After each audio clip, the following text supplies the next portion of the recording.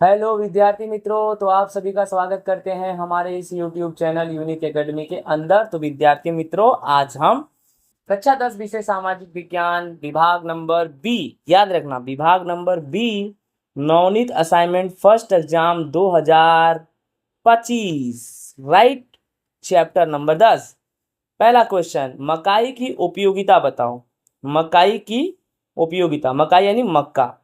मक्का धान एक खरीफ फसल है। धान एवं गेहूं के बाद भारत में विश्व में मक्का सबसे अधिक होता है। मक्के की फसल पर्वतीय क्षेत्रों में होती है। वहाँ के लोगों का ये मुख्य भोजन है।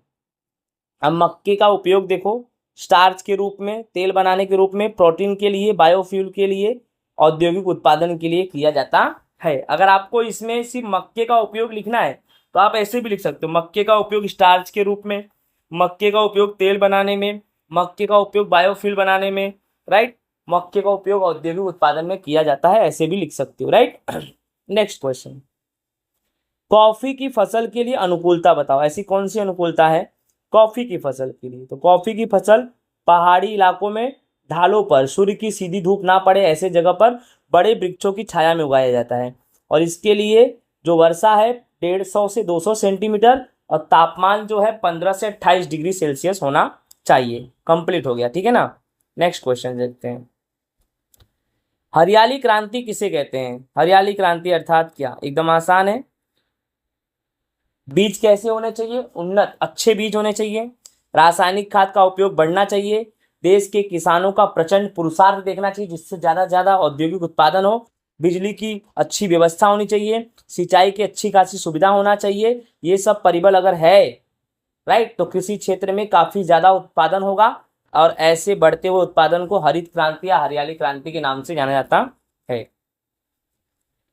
नेक्स्ट, अंतर दीजिए खरीफ फसल और रबी फसल में, राइट। ये रहा अंतर, खरीफ फसल रबी फसल। खरीफ वर्षा ऋतु मिलेंगे, इससे ठंडी मिलेंगे, और इसका समय जून जुलाई से अक्टूबर नवंबर। इसका समय अक्टूबर नवंबर से मार्च अप्रैल। धान, मक्का, ज्वार, बाजरी, कपास, तिल, मूंगफली, मूंग, मसूर, ये सब है खरीफ फसल। गेहूं, चना, जौ, सरसों, एरंडी, ये सब रबी फसल है। डन, आगे देखते हैं। जैविक कृषि की तरफ अभिगम क्यों बढ़ रहा है? जैविक कृषि यानी सजीव कृषि, ठीक है। जैविक कृषि यानी सजीव कृषि। तो सजीव कृषि अर्थात ऐसी कृषि पद्धति जिसमें यूरिया या अन्य प्रकार के रासायनिक खाद एवं जंतुनाशक दवाओं का उपयोग नहीं होगा। यहाँ पर फसल के पोषण के लिए गोबर का खाद, जैव खाद, कंपोस्ट खाद, ये सब नेचुरल चीजें यूज होगा, जिससे फसल संरक्षण क्या होगा, और गौमूत्र, नीम का घोल, छाछ आदि का उपयोग किया जाता है।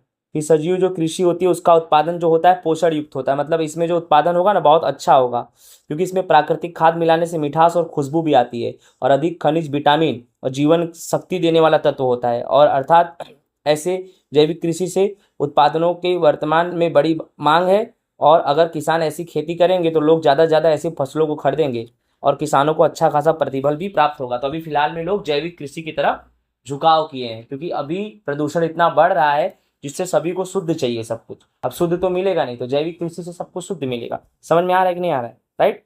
आगे चले, लास्ट, भाल प्रदेश में किस प्रकार की खेती होती है और कौन सी फसल उगाई जाती है? भाल प्रदेश में किस प्रकार की खेती होती है और कौन सा फसल उगाया जाता है?